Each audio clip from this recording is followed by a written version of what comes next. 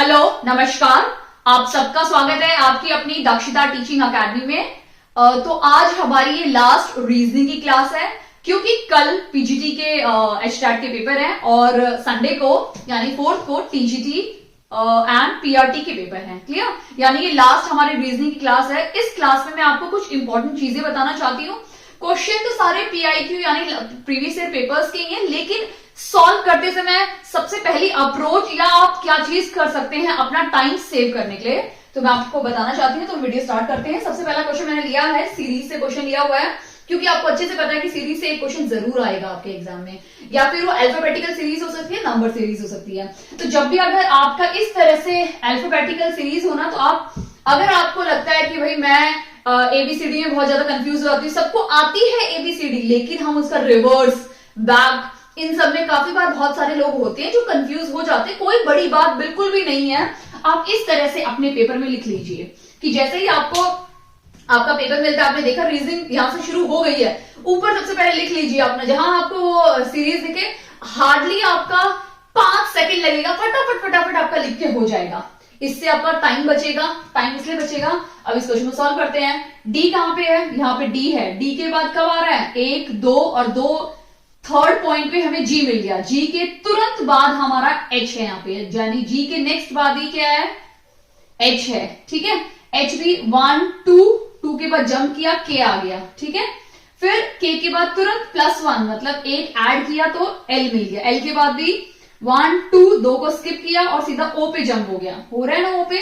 Next P आ गया +1। Clear? P के बाद भी 1, 2 और सीधा एस पे जंप हो गया। जंप हो गया ना। अब ऑब्वियसली बात है, इस तरह से देखोगे तो ज्यादा इजी लगता है। एस के बाद नेक्स्ट नंबर क्या होगा हमारा? टी होगा। ठीक है, फिर से 1, 2 और डब्ल्यू, यानी टी डब्ल्यू का है, डी हमारा राइट आंसर है। क्लियर? टाइम कितना लगा, लेकिन एग्जाम में क्या होता है, हम इतने पैनिक मोड में रहते थे, फटाफट फटाफट देखते हैं, अच्छा हो आंसर पर चुटकियों में मिलता है। ये बोलने वाली बात होती है कि समय बर्बाद होता है, लेकिन बिल्कुल नहीं होता है। बिल्कुल आप कर सकते हैं। एग्जाम में आप यहाँ पे अगर थोड़ा सा कहीं समय ज्यादा लगा रहे हो तो कहीं समय आपका कम भी लगेगा, ऐसी बात नहीं है, क्योंकि प्रैक्टिस आपने भी की है, आपके दोस्त ने भी की है जो ट्रिक्स के साथ चलता है। तो जरूरी नहीं, अगर आपसे ट्रिक्स नहीं हो रही है कोई बड़ी बात नहीं है, हमारा ट्रेडिशनल मेथड से भी हम पास हो सकते हैं एचटेट। ओके, अभी हम सेकंड क्वेश्चन देखते हैं। अभी क्वेश्चन नंबर 2 हम देखते हैं। क्वेश्चन नंबर 2 भी एचटेट में रीजनिंग में इस टाइप का एक क्वेश्चन जरूर आता है, कोडिंग डिकोडिंग से। तो सबसे पहले आपको क्या करना है, ये बीट को हमें क्या करना है, बीट का कोड हमें दिया हुआ है UBFC। ठीक है, बीट का हमें दिया हुआ है। फिर क्या दिया हुआ है? NMBD का दिया हुआ है। सॉरी, काम का है ये तो, सॉरी काम का क्या है? CALM का काम का क्या है? NMBD। ठीक है, हमें किसका निकालना है? सौर का निकालना है। ठीक है, जब इस टाइप के क्वेश्चन आते हैं तो सबसे पहले आपको क्या करना है? +1 -1 +2 -2 को ध्यान दीजिए। यहां पे B है तो सबसे पहले आप B से यहां पे मैच कीजिए। कोई कनेक्शन है? नहीं है, कैंसिल कर दीजिए, क्योंकि आपको पहली बार में ही पता चल जाएगा कि कनेक्शन आ रहा है नहीं आ रहा है। फिर B के साथ यहां C दिख रहा है, तो ऑब्वियसली बात है B और C आखिरी का बनता है कनेक्शन, ये इसके साथ, ये इसके साथ, या फिर पहला पहले के साथ। तो ये चीज सबसे पहले अपनाइए। ठीक है, तो +1 किया तो C आ गया, E में भी +1 किया तो F आ गया, A में +1 किया तो B आ गया, और इसमें भी +1 किया तो हमारा नेक्स्ट नंबर आ गया। इसका मतलब सेम वही इसमें भी हो सकता है। C के बाद D, A के बाद B, L के बाद M और M के बाद N, यानी सब में +1 किया तो हमारा एक एक नंबर बढ़ गया। तो इसमें भी वही करना है। S के बाद क्या आएगा? सबसे पहले हम F ले लेते हैं। E के बाद क्या आएगा? F आएगा। यहां से F से है, F से 2 है। ठीक है, ये 2 कट गए, आ गया ना फटाफट। अब आपको देखना है R के बाद क्या आएगा? R के बाद आएगा आपका S। R के बाद S सिर्फ इसी में आता है, यानी ये हमारा राइट आंसर है। अगर बाई चांस वो भी सेम होता तो O के बाद क्या आता हमारा? P, और S के बाद क्या आता? T, यानी ये हमारा राइट आंसर है। क्लियर? इस टाइप की कोडिंग डिकोडिंग में भी अगर आपको कंफ्यूजन होती है, आप अपना अल्फाबेटिकल ऑर्डर अरेंज करके ABCD को देख सकते हैं, कोई भी बड़ी बात नहीं है। इस टाइप के क्वेश्चंस में ज्यादा कॉम्प्लिकेटेड नहीं होता है। +1 -1 किस टाइप की सीरीज बनती है? +1 करके बनती रहेगी, -1 -1 +1 -1 +1 -1। तो इस टाइप की सीरीज को ज्यादा ध्यान दीजिए, वो ज्यादा पूछी जाती है एग्जाम में। क्लियर? ओके, अभी क्वेश्चन नंबर 3 हम देखते हैं। फिर से एक सीरीज आ गई। इसका मतलब ये है कि सीरीज को आपको बहुत सीरियसली लेना है, करके भी जाना है। तो हम इस सीरीज को देख लेते हैं।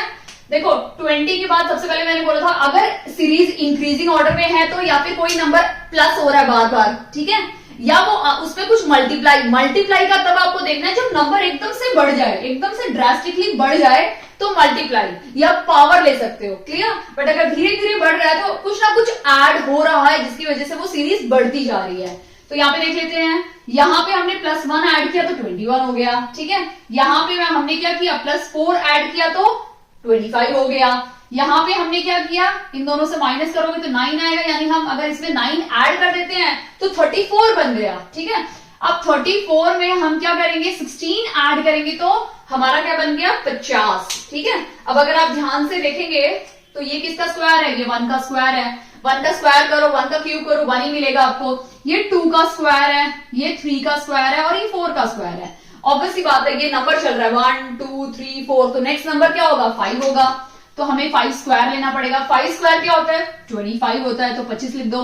तो 50 + 25 कितना हो जाएगा, 75, यानी हमारा जो राइट आंसर है वो क्या है, ऑप्शन नंबर सी, क्लियर। एक चीज मैं आपको बताना चाहती हूँ कि जब भी एग्जाम में जाते हो ना, तो मैंने हर बार अपनी वीडियो में जब भी मुझे मौका मिला है, मैंने टाइम मिला है, तो मैंने आपको एक चीज पे फोकस किया है कि जब भी हम एग्जामिनेशन हॉल में जाते हैं आपको अपने दिमाग को बिल्कुल खाली करके जाना है। अगर आप भरे हुए दिमाग के साथ जाओगे, खाली सिर्फ आपका स्ट्रेस को खाली करके जाना है, पूरा पढ़ा हुआ खाली करके नहीं जाना।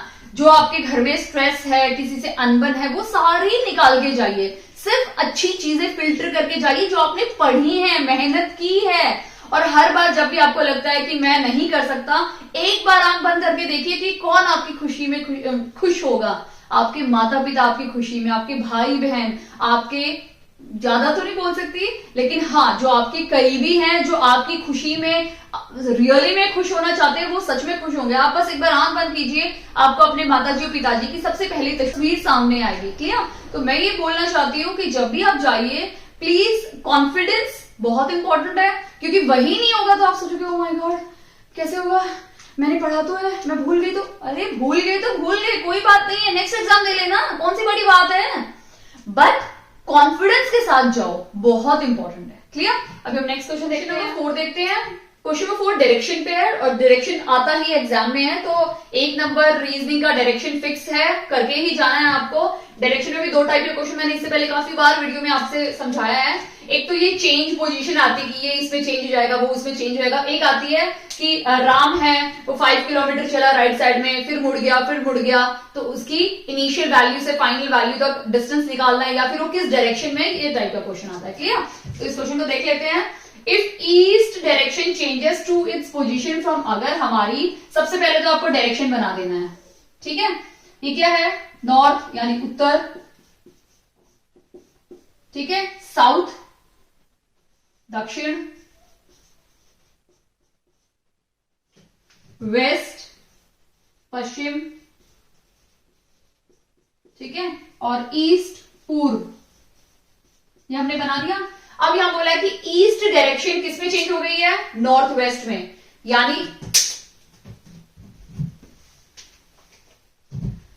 क्वेश्चन में बोला है कि ईस्ट डायरेक्शन किसमें चेंज हो गई है, नॉर्थ वेस्ट में, क्लियर। तो हम यहां पे बीच में भी बना देते हैं इनकी, तो ये हमारी क्या है, कार्डिनल डायरेक्शंस हैं। ये क्या है, नॉर्थ ईस्ट है, ये क्या है, साउथ ईस्ट है, ये क्या है, साउथ वेस्ट है, और नॉर्थ वेस्ट है, क्लियर। क्वेश्चन में बोला है कि जो ईस्ट डायरेक्शन है वो किसमें चेंज हो गई, नॉर्थ वेस्ट में, यानी ईस्ट किसमें चेंज हो गई है,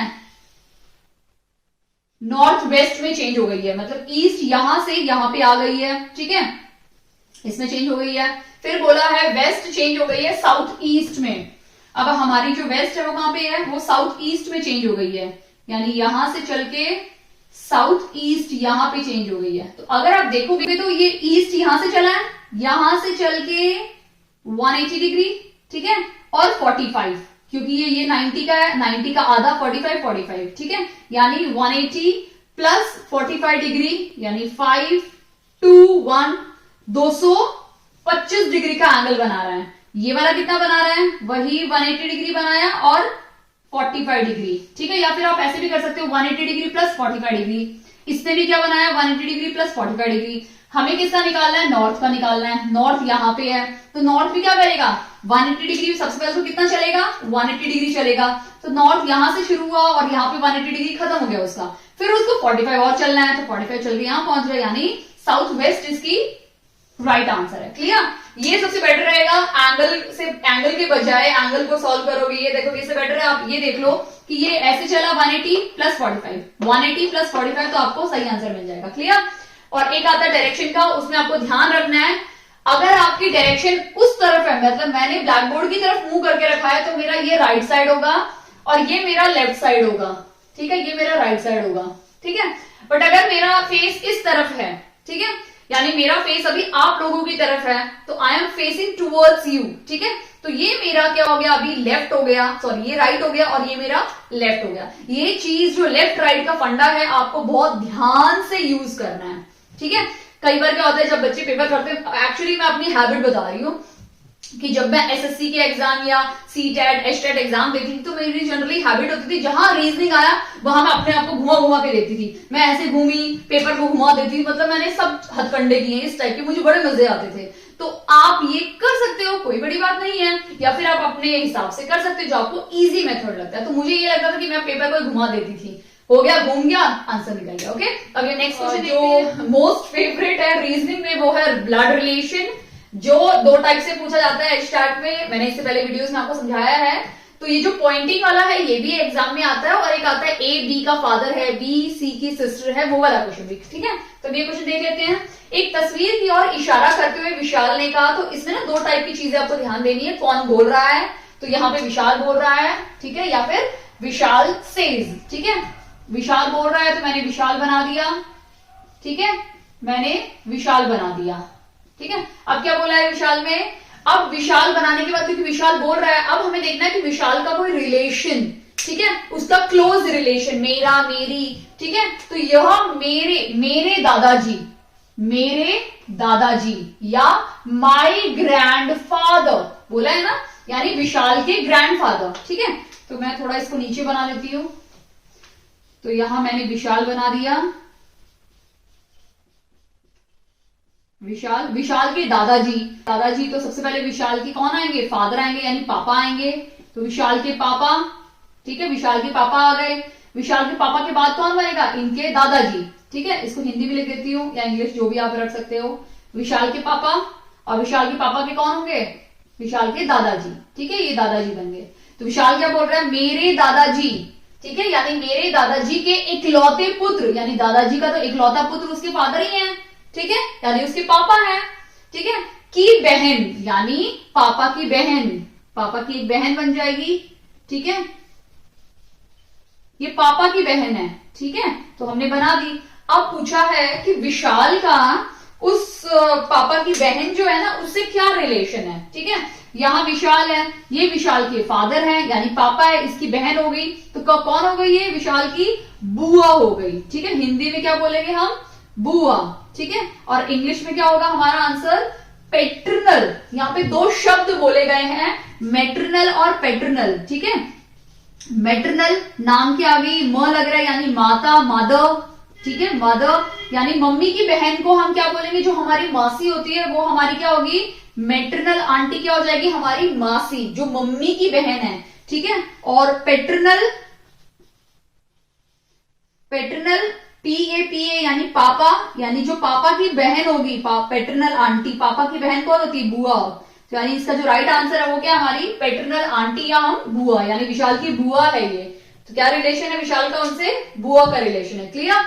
आई होप आपको अच्छे से समझ में आ गया है। आई होप आपको ये वीडियो काफी हद तक हेल्प करेगी आपके एचटेट के रीजनिंग को क्लियर करने में। अगर वीडियो अच्छी लगी तो प्लीज इस वीडियो को लाइक कीजिए, चैनल पे नए हैं तो प्लीज चैनल को सब्सक्राइब कीजिए, दक्षता टीचिंग अकेडमी।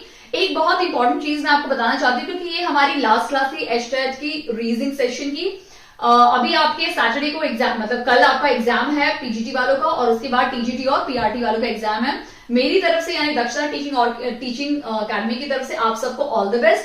डू वेल, अपना एग्जाम बहुत अच्छे से कीजिए, कॉन्फिडेंटली एग्जामिनेशन हॉल में जाइए, बिल्कुल शाहरुख खान फीलिंग की तरह, और बहुत अच्छे से अपना एग्जाम लिखिए। क्योंकि मुझे पता है कि आपने बहुत अच्छे से मेहनत की है, आपने बहुत सारे अलग अलग चैनल से हेल्प ली है, बहुत सारे आपने ट्रिक्स तो जरूर सीखी होगी, आपने मेहनत बहुत की है, बहुत ज्यादा हार्डवर्क किया है। क्योंकि अभी आपको अच्छे से पता है कि जिन्होंने जो लोग अभी सैटरडे का एग्जाम देंगे पीजीटी का, उनका अगर पीजीटी एचटैट क्लियर हो जाता है तो उनके तो बल्ले बल्ले हो जाएंगे। इसलिए हो जाएंगे क्योंकि उसके बाद वो जब वो एक गेटवे खुल जाएगा तो वो नेक्स्ट गेटवे के लिए अपनी तैयारी कर सकते हैं। इसका मतलब जो पीजीटी हरियाणा में वैकेंसी निकली हुई है वो वैकेंसी भी आप भर सकते हो उसकी। और एक और उसकी लास्ट डेट 26 कर दी गई है। और एक और इंपॉर्टेंट चीज ये है कि आपका एचटेट का रिजल्ट बहुत बहुत जल्दी आएगा, जितनी जल्दी हो सकता है उतनी जल्दी आएगा। क्यों?